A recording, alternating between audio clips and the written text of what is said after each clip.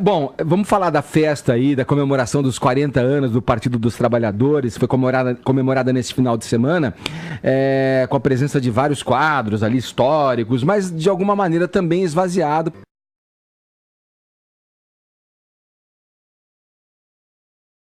Ele participou desse evento aí no final de semana, então, sobre o PT. Ele fez algumas falas que chamaram a atenção. Uma delas, Edgar, rejeitando a tal da autocrítica, que é tanto pedido aí por parte do PT. Ele diz o seguinte: quem pede autocrítica para mim é porque não tem do que me criticar. Não sabe me criticar, e que ele nunca viu as pessoas pedindo, por exemplo, a autocrítica da direita que governou por tantos anos o país. E também, Edgar, mais uma vez, criticou a tal chamada uberização, que ele fala que acaba muitas vezes sendo vendida aí como um empreendedorismo, né? Mas que é uma profissão que muitos hoje lançam mão, mas que não tem direitos, não tem...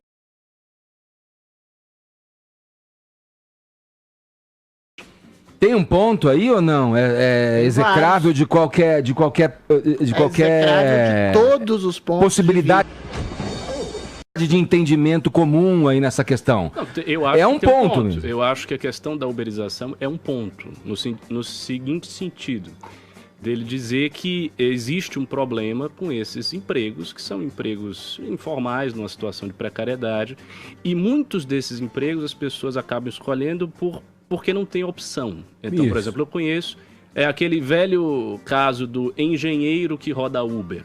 Agora, tem dois pontos aí que a gente precisa levar em consideração nessa resposta do Lula.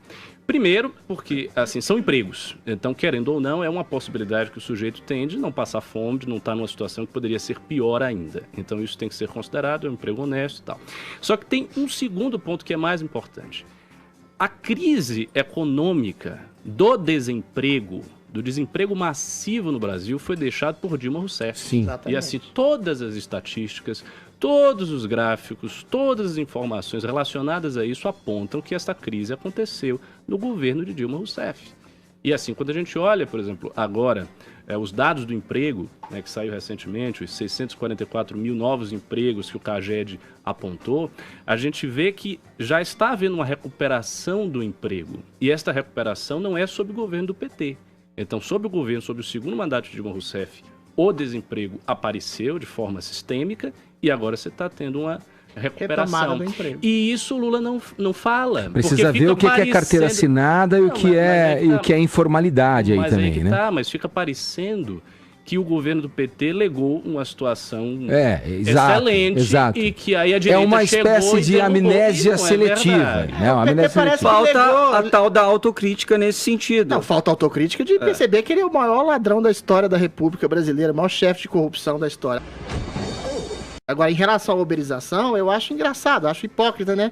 O próprio Mujica fala, tão santinho, tava presente nesse... tão onírico, né? Fala que a gente não pode ser escravo do dinheiro e do trabalho, a gente tem que dedicar ao mais pujante trabalho de uma vida, que é a construção dos afetos. Para você ter o trabalho da construção dos afetos e a dignidade para ter liberdade de exercer sua cidadania, você tem que ter primeiro emprego e o usufruto do dinheiro que o emprego dá para você ter direito à sua dignidade, né? A gente tem a fala do Freixo, que falou que quer destruir o governo, que o governo é o esgoto da história, mostrando a sua face stalinista. E a gente tem a fala do Lula, exatamente, colocando para baixo os empregos informais que na gestão do PT não foram exatamente criados, foram criados extremos direitos para nenhum emprego, ou seja, ele vende uma falsa seguridade social de emprego de carteira assinada para deixar as pessoas sem trabalho, como foi o que fez a dona Dilma Rousseff.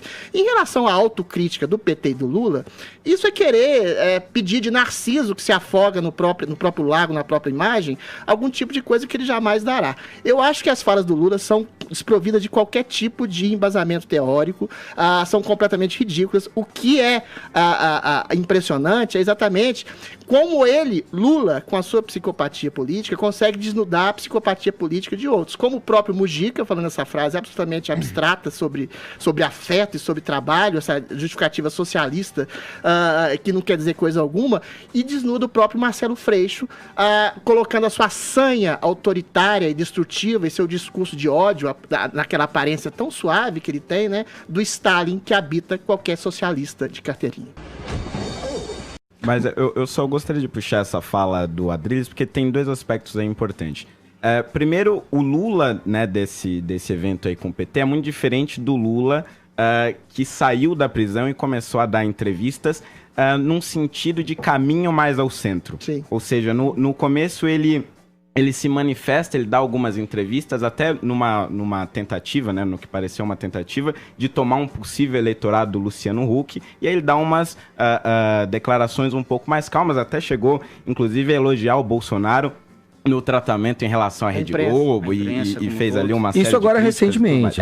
Recentemente. E aí ele vai para um discurso para a militância e já radicaliza de novo. Ou seja, você tem ali esses 2 extremos apresentados. E mais, se o que ele propõe em relação a esses empregos informais, a tal da uberização, é levado a cabo, né, como o PT está tentando levar aqui na Câmara Municipal de São Paulo, por exemplo, apresentando uma série de regulamentações, teoricamente, para proteger os motoristas de Uber, você acaba, na prática, inviabilizando, ou seja, você acaba gerando mais desemprego, diminuindo mais a renda da população, ou seja, aquilo que ele propõe como solução para um possível problema que ele apresenta, na verdade, acabaria agravando mais. Ou seja, eu vejo esse discurso dele mais como algo para animar uma militância que está em decadência, está cada vez mais desanimada, do que propriamente uma diretriz política para o partido. Então você endossa a política liberal do Paulo Guedes nesse governo, Fernando Rocha? Sim, muito bem, sim. Parabéns. Agora,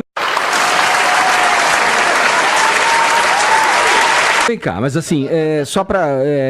eu me referi aqui à fala, à entrevista do Tarso Genro, quando fala que o PT ficou para trás nessas relações trabalhistas, tudo.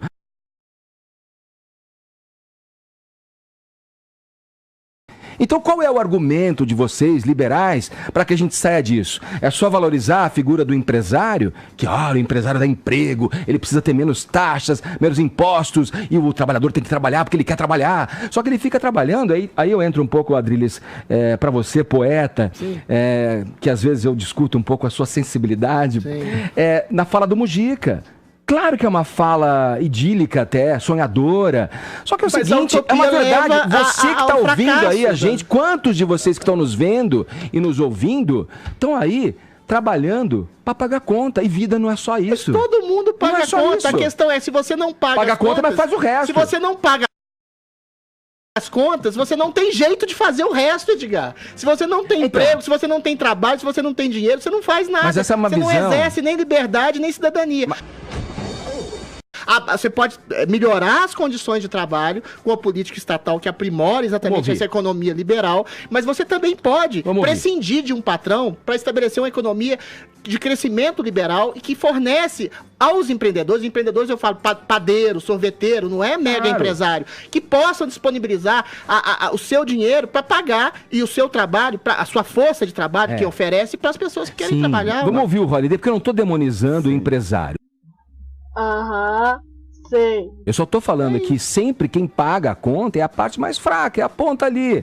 É o trabalhador. Não, você tem que dar graças a Deus, meu amigo, que você tá aí tendo esse trabalho para empatar a tua grana no fim do mês. Mas eu acho que tem um pressuposto nessa discussão aí, que é a liberdade do sujeito. Veja bem, na situação econômica na qual nós nos encontramos hoje, a enorme parte dessas pessoas que hoje são motoristas nesses aplicativos, ou motociclistas, enfim, não tem opção. São engenheiros que perderam seus empregos, são comerciantes que tiveram que fechar suas lojas, o padeiro que não consegue mais fazer o seu pão. São pessoas que têm ensino superior, às vezes até pós-graduação, e foram obrigadas a dirigir carro porque não encontram emprego.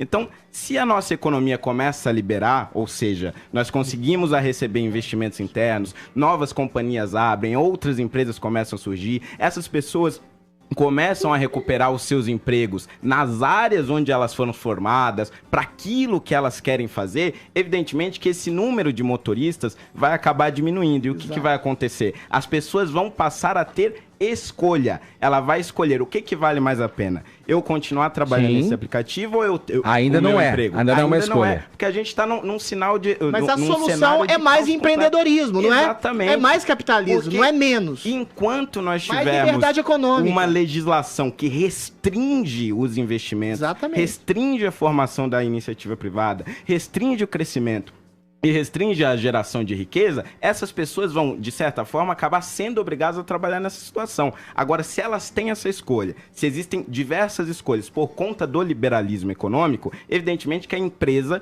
vai, de uma certa maneira, ser obrigada a melhorar suas condições de trabalho. Você acha que existe um equilíbrio hoje na política, com o atual quadro, nessa circunstância que a gente vive na política, hoje de equilíbrio entre isso que você está dizendo e o bem-estar social promovido pelas políticas públicas? Você acha que essas coisas devem caminhar juntas e estão, ao seu ver, a contento nesse governo? Eu acho que, na verdade, está muito desequilibrado, porque o Estado no Brasil hoje ele ainda é gigantesco. Exato. Por conta de décadas de governos que tiveram essa visão de mundo. Então acho que para a gente entrar num mínimo de equilíbrio, a gente precisa diminuir muito ainda esse Estado e desburocratizar muito a nossa legislação.